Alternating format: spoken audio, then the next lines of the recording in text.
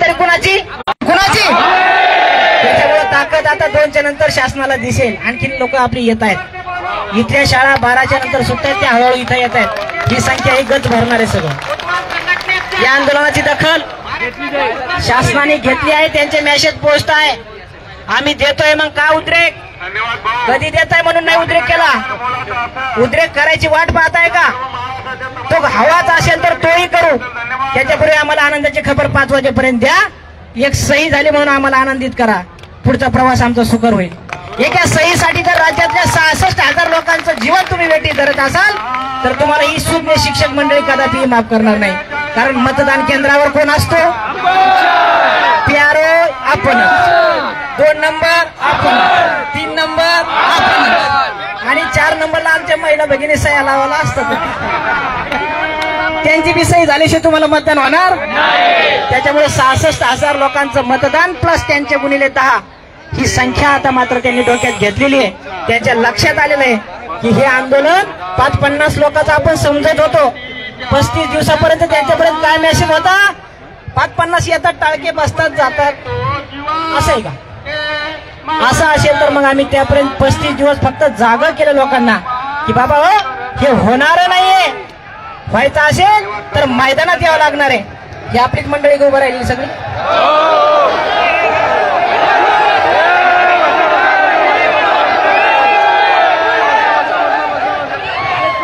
विनंती बसून घ्या. आणि आता तुम्हाला सांगतो महत्वाचा विषय असा, 6 सप्टेंबर रोजी आर्थिक विभागात प्राप्त झालेल्या, थोडं शांत बसता का?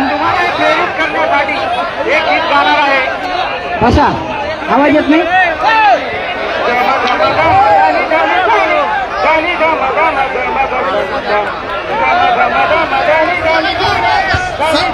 सर्वजण शांत राहा. तुमची जेवढी शांतता मिळेल तेवढं तुम्हाला ऐकायला मिळेल. 6 सप्टेंबर रोजी अर्थ विभागास प्राप्त झालेल्या या नसतीला अनेक अधिकाऱ्यांनी त्रास देण्याचा, छेडछाड करण्याचा प्रयत्न केला. परंतु याच आंदोलनाने, आझाद मैदानच्या या तुमच्या हुंकाराने त्या विभागाला जागा करून सोडलं की यांच्यावर जर आपण चुकीचं काही करायला गेलो तर निश्चित ही लोक आता खवळलेली आहेत. कारण आपले अनेक बांधव सेवानिवृत्तीच्या उंबरठ्यावर आहे. आणि या नसतीला कुठेही छेडछाड करण्याचा प्रयत्न झाला नाही. योग्य सुयोग्य दिशेने या फाईलचा प्रवास अंतिमतः स्वरूपात आहे. माननीय दादा सुद्धा या फाईलला सकारात्मक आहे.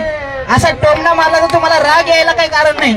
दादा खरंच सकारात्मक आहे. दादा म्हणे माझी बदनामी जास्त करता म्हणे. मी म्हणलं दादा बदनामी आम्ही कधी केलेली नाही, करत नाही, कारण तुम्ही सही करता. मग सही करणाऱ्या माणसाची बदनामी करायची का आपल्याला? दादा सही करणारे का नाही आज? दादा खूप खुश आहे आपण जास्त मैदानात संख्येने आल्यामुळं. दादा एवढे खुश झालेत की गाडी दादा असायला लागली की आज खूप माझे भक्त मैदानात आलेत आणि मला विनंती करायला लागलीत की सही कर दादा.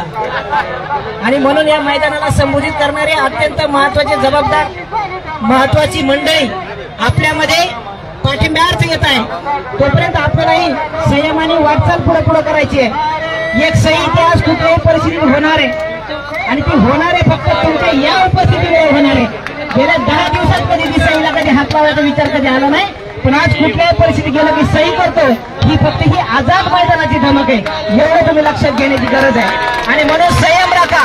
कुणी इतरत्र पळण्याचा प्रयत्न करू नका. हे बघा, कुणी येईल कपडे काढेल. हे बघा, आम्ही अर्ध लग्न केलो, पूर्ण लग्न बी झालो, सगळं बी झालो, तरी शासनाने 18 वर्ष घेतलं की नाही. मग आपल्याला किती दिवस काढायचे मोजून? 8 तारखेला विषय. त्याच्यापूर्वी 3 मंत्रिमंडळाच्या बैठकी आहे. आज मंत्रिमंडळाची बैठक होणार आहे असं संभ्रम आहे. आज नाही झाली तर खूप आनंदाची गोष्ट आहे. तुम्ही म्हणता आनंदाची गोष्ट, कारण काय झालं माहितीये का बंधूंनो, आम्ही गेल्या 35 दिवसापासून काय सांगतो, राहिल्या 16 मंत्रिमंडळाच्या बैठका बाकी आहेत. आपण मैदानाला या, निर्णय घेऊ. 16 पैकी किती गेल्यात? आता 14 गेल्यात, आणखी 2-3 राहिल्यात. एका दिवसाला 2 होतील कधीच. आणि म्हणून यामध्ये काय आहे बघा, आजच्या मंत्रिमंडळाच्या बैठकीत हा विषय आणखी सूचीमध्ये आलेला नाही. कारण 5 वाजता जर सही झाली तर तो ऐन वेळेला येईल. ऐन वेळेला आलेल्या विषयाला मूर्त स्वरूपात पुढच्या मंत्रिमंडळाच्या बैठकीत आणि शासन निर्णय, ही प्रक्रिया आहे. या प्रक्रियेतून जर जायचं असेल तर तर आपल्याला संयम राखावा लागेल ते येणाऱ्या मंत्रिमंडळाच्या बैठकीपर्यंत. अनेक बांधव ट्रॅव्हल्स करून आलात. मी त्यावेळी आवाहन केलं होतं की कुणीही गाड्या घोड्या ट्रॅव्हल्स घेऊन येऊ नका. पावसाचे दिवस आहे, आपल्यावर कुटुंबाची जबाबदारी आहे, आपण जबाबदारीने वागलं पाहिजे. येत असताना ट्रॅव्हल्स ऐवजी इथे मुक्कामी 3 दिवस या. हे बघा, असंच जर 3 दिवस बसत राहिले तर मंगळवारच्या मंत्रिमंडळाच्या बैठकीत नंबर 1 ला कुठला विषय असेल तर या 66,000 लोकांना न्याय देण्याचा विषय असणार आहे. त्याच्यामुळे ताकद मैदानाची कमी होऊ द्यायची नाही. पाऊस येऊ, ऊन वारा पडो, शिक्षक समन्वय कधीही मैदानातून हटलेला नाही. त्याच्यामुळे छत्रे घेऊन बसा. आम्ही तुमच्यातच बसलेलो आहे. आम्ही काय वेगळे प्राणी नाहीत, तुम्ही काय वेगळे प्राणी नाहीत. त्याच्यामुळे 2 नंतर अनेक घडामोडी तुमच्या समोर मांडल्या जातील. यासाठी शिक्षक समन्वय संघाच्या वतीने तुम्हाला विनंती आहे, आपण शांत संयम हे सूत्र ठेवून मैदानात बसायचंय, ठाण मांडून बसायचंय. ठाण तोपर्यंत मांडायची जोपर्यंत आपण कुठल्याही परिस्थितीमध्ये टप्प्याचा शासन निर्णय घेतल्याशिवाय उठणार नाही. तुमच्या माहितीसाठी सांगतो बांधवांनो, याच नसतीमध्ये पुढे आझाद मैदानाला ही लोक येऊच नाही अशी सुद्धा टिप्पणी आहे. ती सुद्धा तुमच्या ताकदीनं मंजूर होऊ शकते जर आणखी तुम्ही जर ताकदीनं जर लढला. पुढच्या वर्षी या दिवसात आझाद मैदानाला येण्याची गरज भासणार नाही. कारण आपला पालक म्हणून आपल्या पालकांनी शिक्षण मंत्र्यांनी तजवीज घेतली, त्याच्यामध्ये व्यवस्थित टिप्पणी केली आहे की या बांधवांना मला कायमचा न्याय द्यायचा आहे. हे बांधव पुन्हा या आझाद मैदानावर आले नाही पाहिजे. माननीय देवेंद्र फडणवीस साहेबांनी सुद्धा या संदर्भात अनेक सभागृहामध्ये घोषणा केल्या. त्याला अनुसरून या सगळ्या गोष्टी या फाईलमध्ये 581 पानाची बनलेली ही फाईल, याच्यामध्ये आपलं भवितव्य लिहिलेलं आहे मित्रांनो.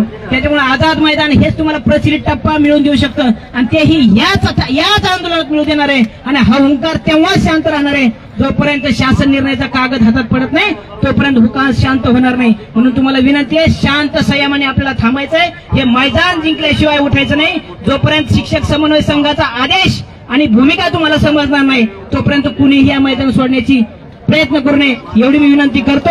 थांबतो. जय हिंद. धन्यवाद सर. सूर्याकडे पाहून पाटील सर म्हणाला असावे, तू तिथला सूर्य आहेस तर मी इथला सूर्य आहे. तू तिथला